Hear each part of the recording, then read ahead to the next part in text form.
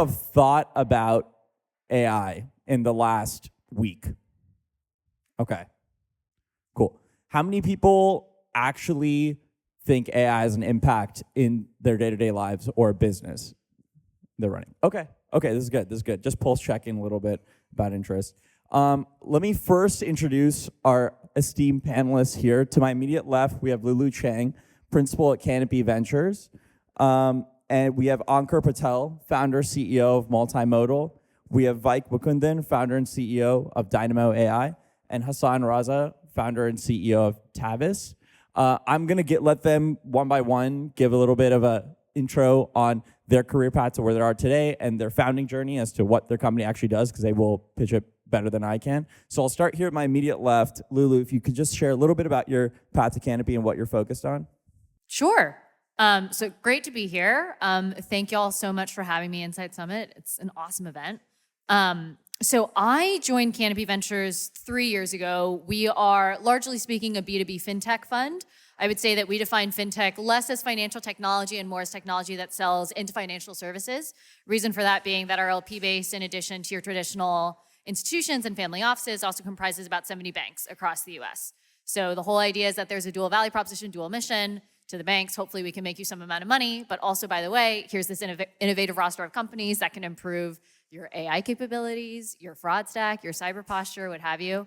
And then on the other hand, to our portfolio companies and prospective companies, the mirror image, right? So here's strategic capital, but oh, by the way, if you want to sell through, partner with a financial institution, we can help you do that. So been there for 3 years. My path there was a little bit circuitous. I started my career in comms and in marketing. I was at Squarespace, where I was largely responsible. I was a celebrity handler, honestly, that was my job. So we worked on Super Bowl campaigns, on Grammy campaigns, and then I went to blockchain.com, where I also was in PR, and that was saying no to every journalist ever about any comment about blockchain or about crypto. And then after business school, I went to McKinsey for a couple of years and then landed at Canapi. I appreciate you all being here for this. So yeah, my background stems mostly from financial services at places like JP Morgan, Bridgewater. I ran a macro hedge fund for a bit, sold a startup to Vista Equity Partners. So my journey has been kind of much more in the financial services space and then much more in the machine learning space the last 10 years or so. But the founding story for Multimodal, and we automate certain types of workflows in banking and insurance, actually stemmed from my last startup, Glean AI, where we were doing basically smart vendor spend intelligence off of invoices. So we took data out of invoices, we had time series analysis and benchmarking. And what we realized was that technology, large language models, right, the thing that powers ChatGPT, is incredible at automating the work that people do around documents and making decisions.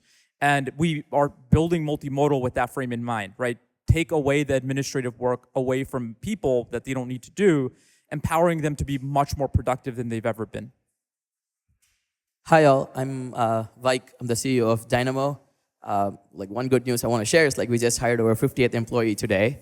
And so as a company, what we focus on is we help enterprises, financial institutions identify the vulnerabilities like of AI, like where do like AI models like hallucinate, or like what are like the privacy and security risks, and how can these enterprises now deploy in a safe and responsible manner. My founding story was I did my PhD at MIT, specifically around how do you train AI in a privacy-preserving way, and my thesis ended up becoming Dynamo.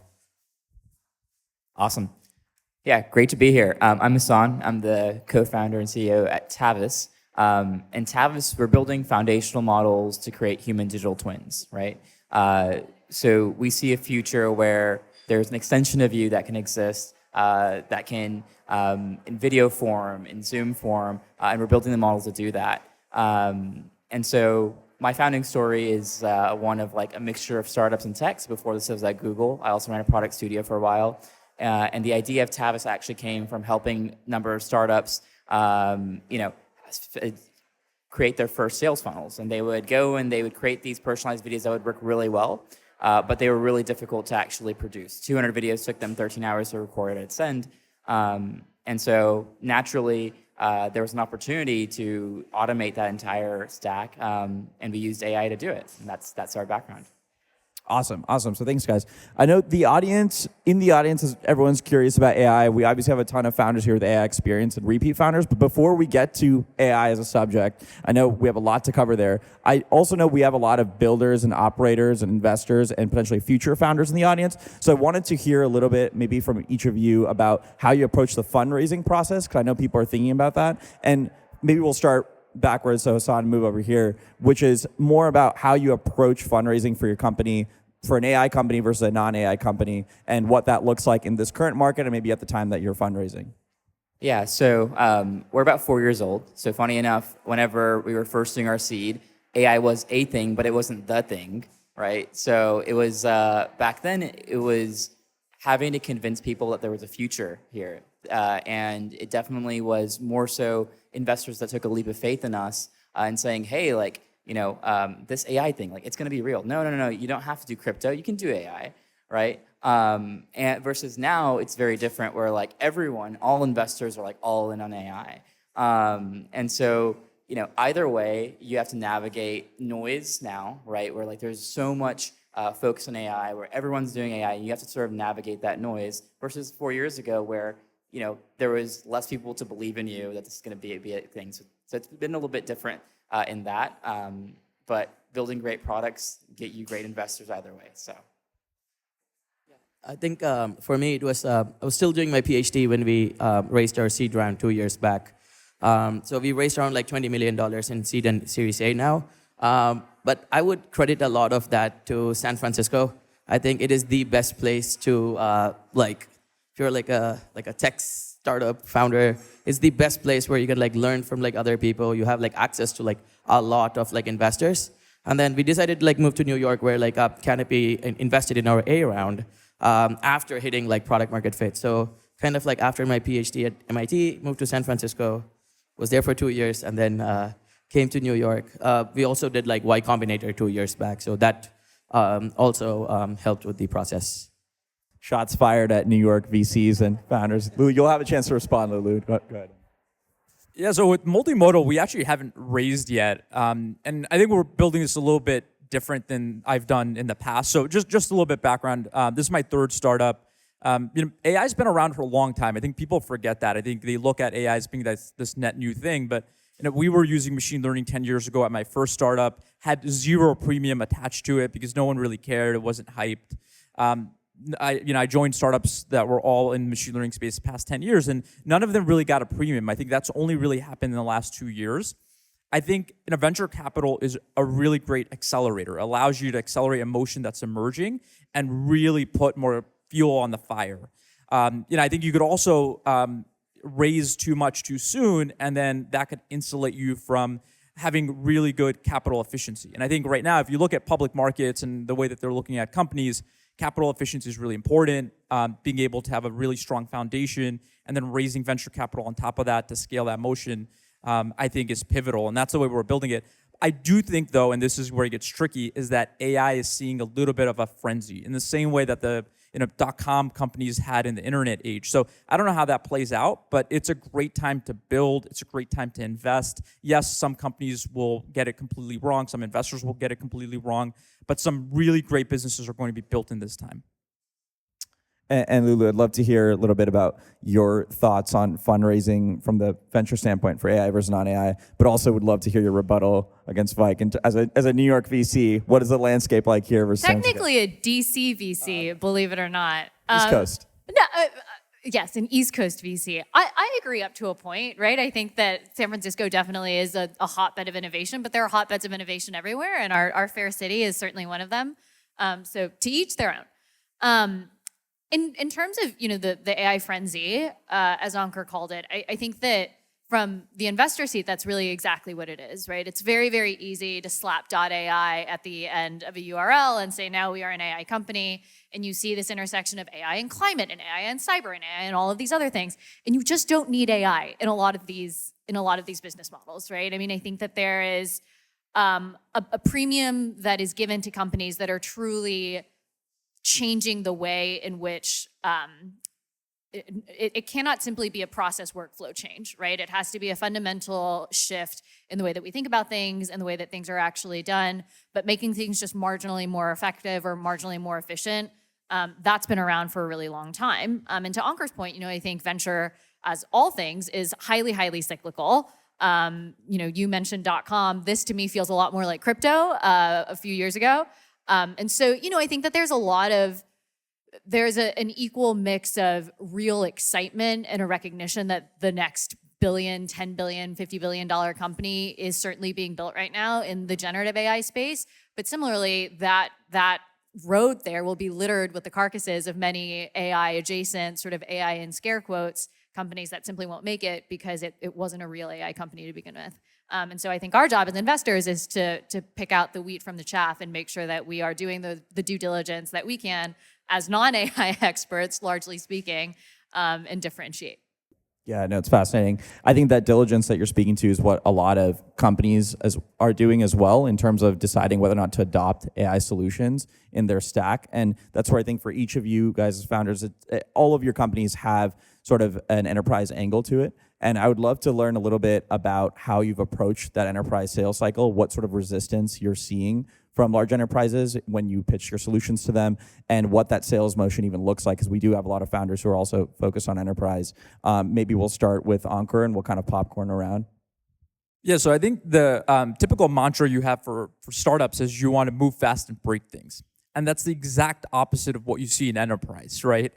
Which is they have a lot of brand reputation at stake. They have a lot of great business at stake. The last thing that they want is introduce Gen AI too quickly. It's immature, and it leads to brand reputation hit, right? Or hits like operationally, and then they're not liable, especially if you sell into banks and insurance. And so you need to have really high customer empathy and understand what it's like to be in their shoes. They'd rather move slowly, adopt once they have enough confidence from a legal, regulatory, compliance standpoint. And then there's, of course, the employees themselves that need to understand how to adopt AI, right? So there are multiple layers that need to kind of move in that direction. That tanker takes time to move. And so meeting them where they are, introducing it in a way that's a little bit more methodical, that's really important. And that's what we see is these cycles are long. It's hard to get in the door, but if you're a good partner to them, you will break in, right? With the right product. It just takes a lot more time, and you cannot, certainly not break things as you go, right? You're going to be completely blown up otherwise, and you put your customers at risk. Yeah, I think like for the first year, we didn't even sell. Like we were just like making sure like a lot of like our research was like we could actually make it as like a proper, robust product, which becomes much easier for like enterprises to adopt. One thing which I've learned is like enterprises don't want to spend time like kind of telling you, okay, make this change, make that change. They really don't have that time. They just want something that's like an accelerant for their business, and that's like of like immediate value for them. So one thing which I've also learned is like once you've got like one or two big customers, the process just becomes super fast. So the moment we got like Experian and like Lenovo, getting like a JP Morgan, Citi, BlackRock was super faster. So I think like good words from a large customer helps with the next customer. Yeah. Yeah, I definitely agree. Social proof there can make a big difference. I also think it's important to meet them right at where their pain points are, right? So if they're afraid of hallucinations, which is what all these enterprises are afraid of, it's like, hey, they deploy this to customers, they deploy this internally. Build the tools that help them, get over those fears, right? So for us, that means like, hey, like we have moderation that's automated, we have consent that's automated. Like actually be forward about the potential risk and say, hey, this is how we're tackling them. The other part is like actually filtering for the right enterprise customers at the right times. There are enterprise customers where there's directive from the top that, hey, AI is a core part of our offering in the future. And those are a very different type of customer than those that like AI is sort of a nice to have. In identifying early on where they fit can help a small startup, a Series A seed stage startup, really figure out where to put their energy and where not, right? If this large company is going to take 2 years because everything takes them 2 years, well, maybe less so the focus, right? But if there's frontier, C-suite, or the people who really want to make a big impact with AI within their company, that might be where you want to focus instead. And there's certain industries where that's more true or less true as well. Yeah, and Lulu, I'd also love to hear like how you're advising your portfolio companies in terms of that enterprise sales cycle, and then we can maybe even unpack, because you guys had talked about some customers being more resistant than others. Which verticals within enterprise are you seeing kind of more adoption? What do you anticipate even in the future? Like, where is there resistance? Where has Gen AI even been effective or not, kind of disappointing for some of these enterprises? So maybe we'll start with Lulu and go around. Sure. So as I mentioned at the top, our LPs are banks. So you want to talk about long sales cycles. We're sort of exhibit A for that. And our banks range from some of the largest banks. So it's JP Morgan, it's US Bank, Ally, Truist, all the way down to your smaller regional and super regional banks. And so they're all different flavors of enterprise sales cycles. And I think one of the keys really that we have found is selling the customers what they want, maybe even more than what they think they need, right? I think that sometimes as founders, we find that a lot of our companies are very opinionated in the type of solution that they actually want to give to the bank. But the bank has been very, very clear in their RFP or in their request for anything, right? That this is actually the solution that we think we want. And you could be right all day long that that's in fact not what you want. You should want this instead. But I think that is a losing battle, and you lose a lot of time trying to convince your buyer to come to your side instead of actually just meeting your buyer where they really are. We have at Canapi what we call a vendor management playbook that really clearly illustrates that the hardest thing about selling to a bank is that you think that you're there, and then it's actually another 6 months and another 6 months and another 6 months. And so really knowing where in the life cycle of the sales journey you actually are and not allowing yourself to get really discouraged and think, oh, yet another set of compliance rules and regulations that I have to get through, that's really key. And banks are one of the most regulated industries in the world, but that's the same with healthcare, it's the same with any large industry, right? So that's what we'd say. Awesome, thanks. And then Ankur, maybe we'll go along as well, but just which verticals are you seeing kind of more adoption? What areas has maybe AI fallen short as well? Would love to hear a little about that. Yeah, so I mean, multimodal, we're selling mostly into regulated industries, primarily banking and insurance. So the way I look at it is which areas of, for example, insurance are more likely to adopt some Gen AI technology versus not. So you have to pick your lanes. I'll just give you some insight. So underwriting is core to what an insurance company does. It's so near and dear. There's a lot of legal, regulatory compliance scrutiny there. Even though carriers would benefit from Gen AI, even though they're eager to adopt it, they are much more apprehensive about moving on that quickly. So it's a terrible lane for you to bet on in the first year or two of a relationship with a large carrier or with any major insurance player. Whereas if you look at certain other workflows within insurance, like I'll give you an example, P&C claims processing, so auto claims, workers' comp, there are paradigms to go and automate some of that using Gen AI or any sort of prior Gen AI.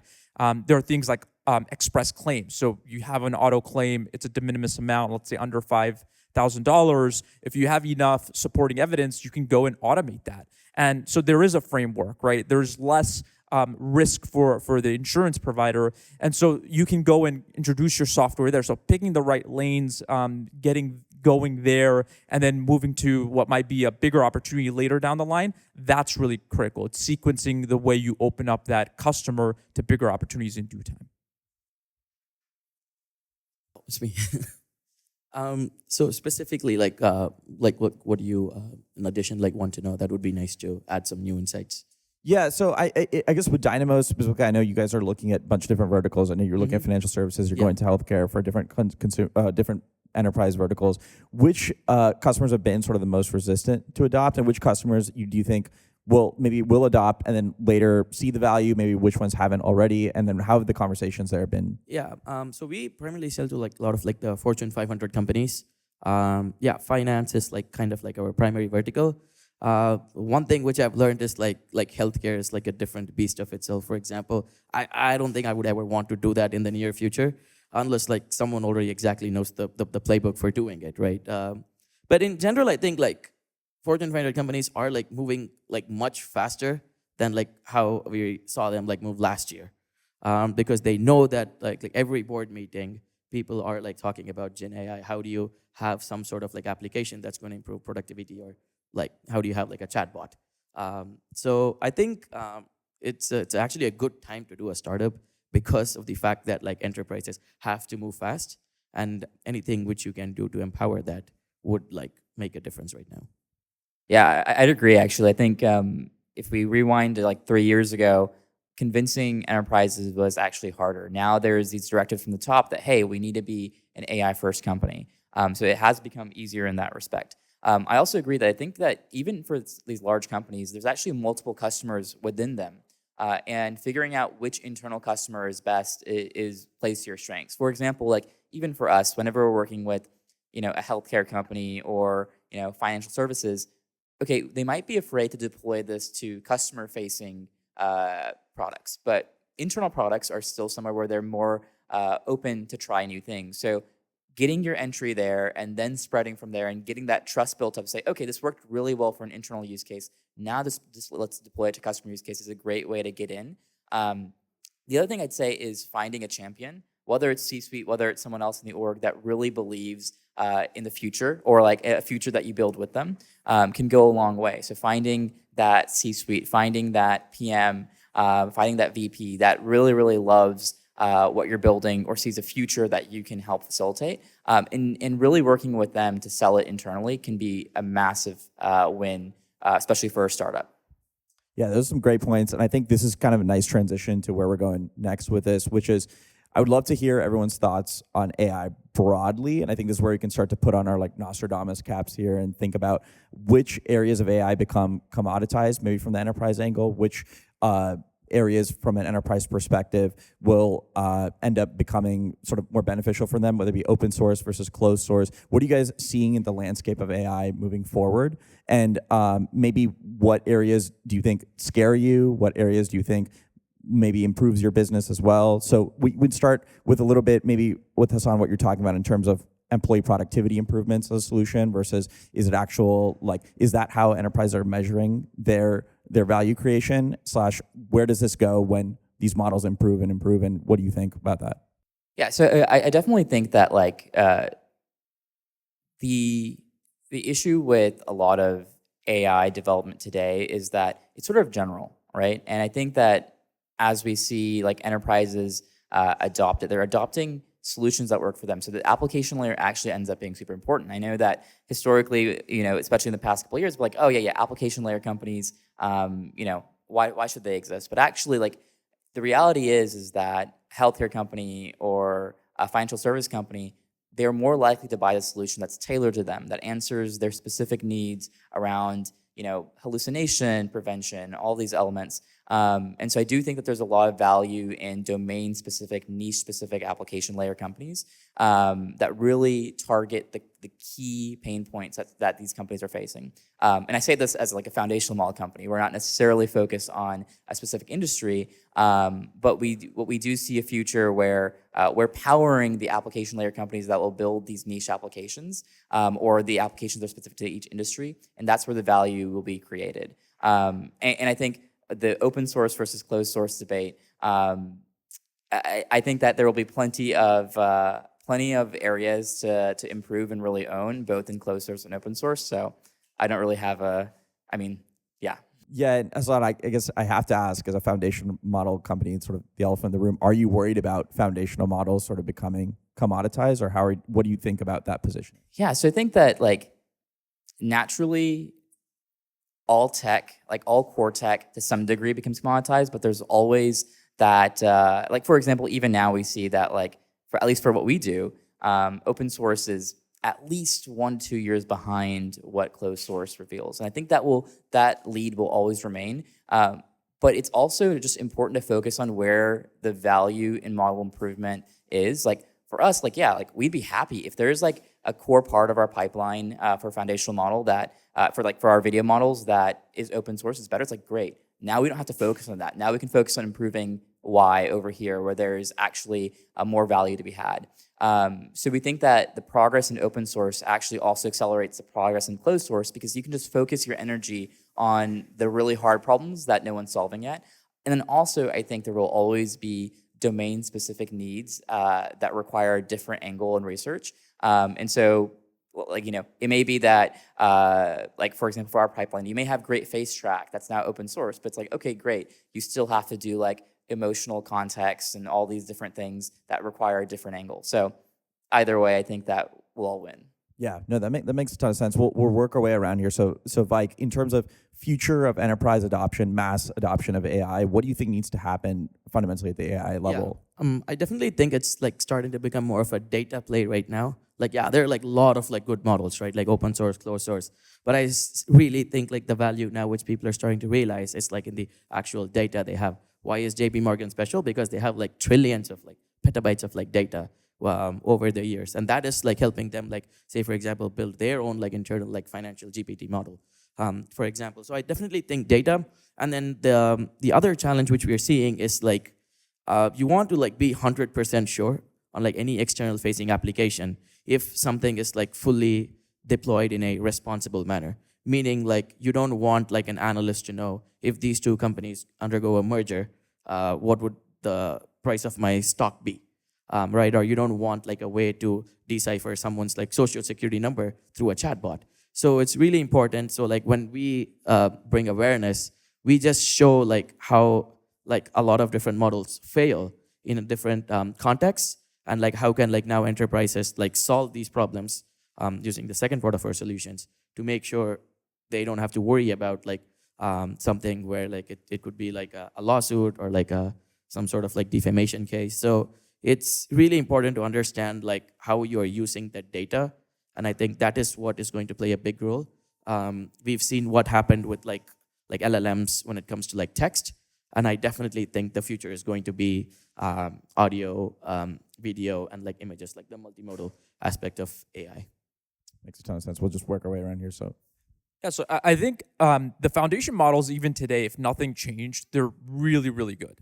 I think you could build incredible businesses if you build really great application layer companies on top of the existing foundation models.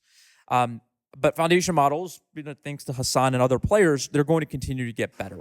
I do think that, if you think about how do you get really great AI companies out there, some of the incumbents, the ones that have great distribution, are going to be the major winners because for them, AI makes their product suite much, much better, right? And it's going to be very hard to outcompete them. Like a Microsoft adopting AI capabilities in their entire suite for productivity, for general purpose business applications, they win that. I don't see how you break into that. It's going to be very, very hard. I do think that for very more like niche problems, niche areas where the bar is much higher, you need specialized applications that are built, like let's say in healthcare or in banking, where the bar for good is very high. You can't have it hallucinate because you have financial lives at risk. You have legal and compliance issues. I think building a deep verticalized application layer for that audience is going to be really important. And I think that's where the big opportunity is, building application layer companies built on top of the foundation models that basically a handful of players are releasing. That's where a lot of the value is. Now that is the future that we collectively can build and partner with.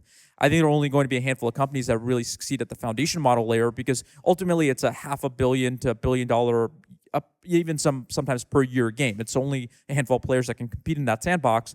But the application layer, I think that's where a lot of innovation can happen. And frankly, all of us have access to that, right? Whether it's open source or closed source. Now it's about dreaming of what type of application layer company do you want to build on top. I often describe Perplexity as being one of the best consumer application layer companies out there because they don't have their own models largely. They're using OpenAI models, but they've built an incredible search experience. Basically outmaneuvering a player like Google and OpenAI. So, turn to examples like that as a good playbook for how to build a really great application layer company, leveraging foundation models that are present to all of us today. Makes a ton of sense. And Lulu, from an AI perspective broadly, this is where as an investor you can kind of look long term. What do you think needs to happen in terms of mass adoption here? Yeah, so one of the things that we're excited about in order to get to the application layer, in order to get to the foundational layer, we're looking at a lot of the data infrastructure to Vike's point that really undergirds a lot of this. So if you think about the way that Splunk came to be or Snowflake came to be, right? This was just a vast explosion of data, and this is happening all over again. It's a different kind of data, right? So now you're looking at vector databases, you're looking at RAG pipelines, and so we've been really excited by the idea of this new really base layer, right? The infrastructure that powers a lot of this and allows for banks, for other regulated industries to ensure that they are sharing their data in a compliant, private way, right? And you can do that through federated learning, or you can also do that by ensuring that actually the source material itself is kept where it needs to be. So, I think getting that dealt with is going to be really important. And I think that ultimately allows for AI to do what I hope it will do, which is really grant a lot of access in a way that it hasn't, that we just haven't seen democratized in a long time. So obvious example, right? If you have really good AI underwriting that can actually eliminate a lot of bias, it can actually, spit out really fair credit decisions for a vast swath of the population that previously has been very underserved, we should probably rely on models to do that better than a human underwriter. And I think that's where things get really exciting. Yeah, that's awesome. And keeping it on the future theme, I think before we go into audience Q&A, I want to have a little bit of fun with this last question. This is off the script, guys. But the panel is called Next Gen AI. And I would love to just know from an investor perspective, from the founder's perspective, if you weren't building the company you were right now, what would you be building? And I think because in the audience, we have a lot of founders and operators and future founders, consumer focused too, not just enterprise. We can kind of like pull out all, remove all the filters. I'm just curious what folks would be doing. And you might need a minute to think about it. So also audience, please do think about some questions too, because we do have Q&A coming up. But maybe Lulu, what would you invest in, or what you yourself would maybe build in for if you weren't doing what you're doing right now? What would I invest in if I weren't investing in Gen AI? What else would there be to invest in? Or what company would be emerging that you haven't seen yet that you'd love to just invest in Gen AI too? In Gen AI, I don't know.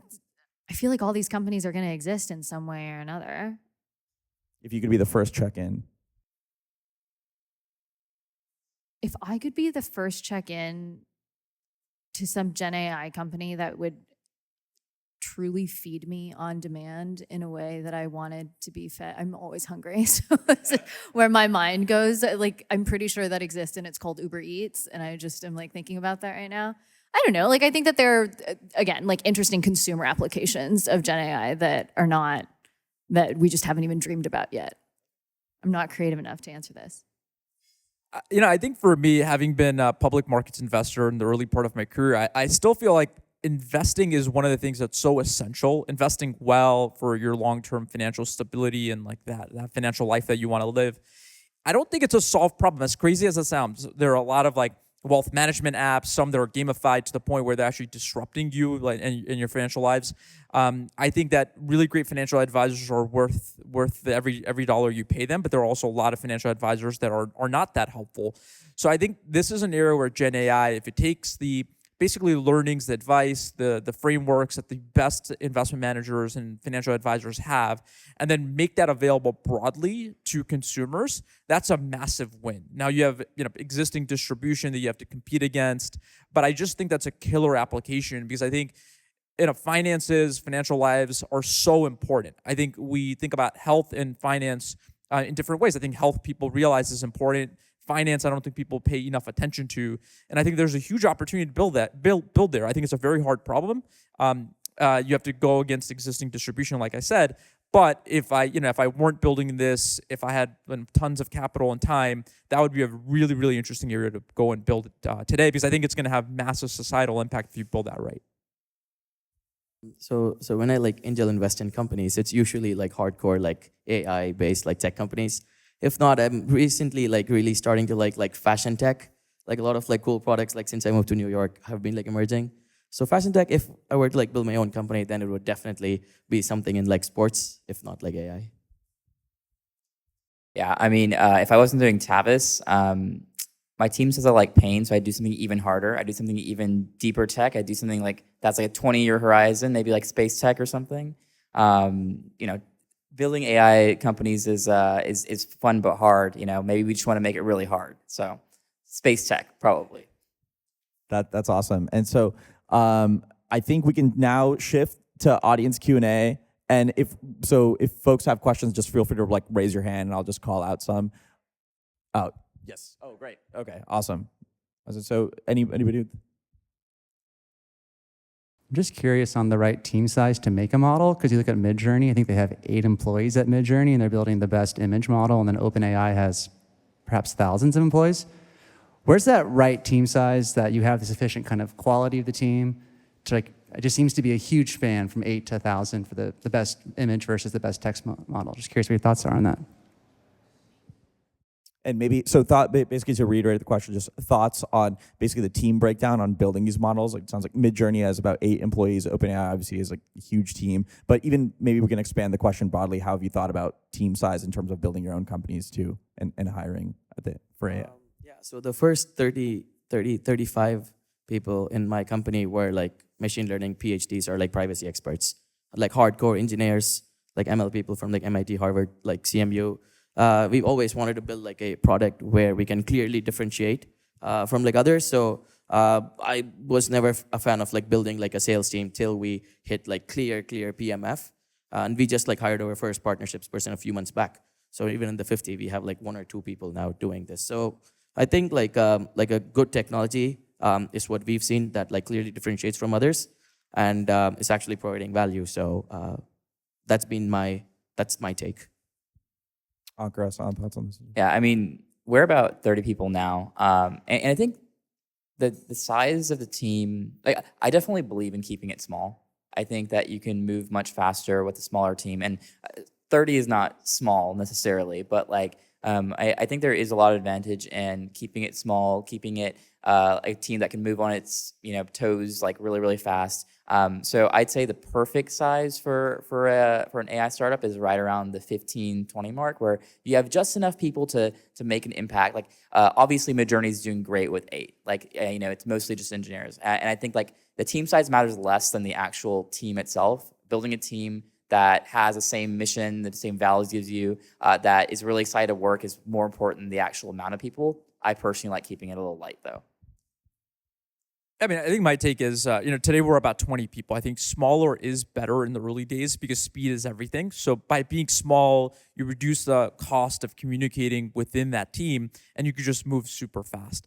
I do think, though, that depending on the type of business you are in and the vertical you're selling into, you do need to add headcount, and you need to add organizational layers as you go, right? So like in an enterprise software selling into a bank, you're going to need a ton of customer success at some point, right? Because every single enterprise sale is custom in a particular way. Even if your software can do the majority of it out of the box, they will need that handholding. They will need that support. These are long, lengthy sales cycles.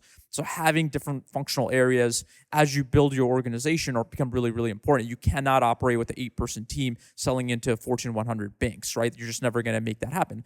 But prematurely building out a team in ways that you don't need, I think that's really great, which I think Vaik spoke to. Is like get the product right and then build out the sales org, the go-to-market org as you go.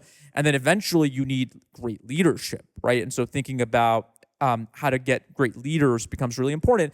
And people don't realize this, but a lot of the leadership team changes as you scale your company. So your first leadership team may not be the leadership team that you have during later rounds and when you go public. So managing that really well becomes a major challenge. But I would say early on, being lean to reduce the communication costs and moving super fast is everything. Yeah. And Lulu, from an investor perspective, are you seeing startups emerge with smaller teams because of all the operational leverage from AI? I mean, it really depends. I agree that it's less about the size of the team and really the quality of the team. I don't think that there's a silver bullet answer. Makes sense. We have time for maybe 1 or 2 more questions. Great panel, guys. A lot of chatter about generative AI and whether it's due to augment more or replace more. For the builders on the panel, what do you see your solution augmenting, and what do you see it replacing? It could be people, it could be existing stacks or technologies, whatever comes to mind. Yeah. So interesting for us, like, we see a bit of both, right? I mean, we say that we're building foundational models for building digital humans, right? And so naturally, the first sort of use case of that is how can you extend your likeness into digital sphere? Like, how can you have your personality, your face, your voice go and perform tasks for you, or be your digital self? So naturally, that's one thing that we see. But the other side of our product is actually used for bringing a human touch to something that otherwise was going to be automated anyways, right? So it's like, it's replacing, workloads that otherwise didn't have enough humans to be able to operate them, right? So it's like, okay, like maybe customer service that's like super personal and feels very connected was limited by how many humans you could put at it. Well, now you can instead have AI plus a really awesome, model that looks and sounds like a human taking on some of that workload. So for us, it's a little bit of a mix. There'll be augmentation and there will be some replacement. So yeah. I always feel like AI only improves the productivity. It can never like replace a human. I feel like it can definitely make like us like humans better in like our decision making, or just like makes a lot of things faster. So say for example, we have a compliance product for AI that makes sure if like a model is like safe or not. So this is like really helpful for like legal teams and lawyers to take better decisions. But you still need like a human touch, and that's always like making people better. Yeah, I mean, it's a really interesting question. I think most of what people do at work cannot be automated fully away. Now, are there certain tasks that they do that can largely be automated away? Yes. Those individuals are usually very well trained. They mean a lot to the organization. Their role changes for sure, but generally you're not replacing an entire person and what they do in entirety, right? And a lot of the things that, like, for example, my company does Multimodal, we're doing part of what a loan officer would do, or a claims adjuster would do, or an underwriter would do. And by the way, a lot of that is welcomed by these individuals because it's largely administrative in nature, reviewing documents, validating information, making some preliminary decision. They'd rather not be doing that. They'd rather be doing more complex work. So absolutely the role of these individuals changes, but we're actually enhancing their productivity, right? Allowing them to do more with less time. That does have some implications for the labor market in the sense that you might need fewer loan officers or fewer claims adjusters. So it does have societal impact, but generally today where AI is, it's actually supporting people to do more work in the same amount of time that they have. I mean, I really resonate with this meme I saw on Twitter, which is I want AI to do my laundry and taxes so I can do art and poetry. And right now AI is doing a lot of my art and poetry, and I'm still doing my laundry and taxes. So would love for that to change. Do we have time for another question? Yes, anyone else? So this is kind of a corollary to that question, but I'm curious how you guys are using AI tools within your own organizations, Lulu as well. Like we talked about how AI can replace job functions for some of your potential, or not replace job functions, but augment job functions for some of your customers, but within your own orgs, 30 people, 50 people, 20 people, how is that working? I think we use a lot of like Slack, like Notion, like Salesforce, like Einstein's AI. It's just pretty like really cool, and a lot of like Copilot definitely makes like the engineers like move way faster. Yeah, same thing. It's the same set of tools that all of you would normally use. So having tools to help coders, programmers write code more quickly, do review more quickly, search for information more quickly using things like Claude or ChatGPT or Perplexity, auto drafting emails, enriching data for go-to-market campaigns and such. So it's enhancing the things that we would normally do, but just be able to move a little bit faster.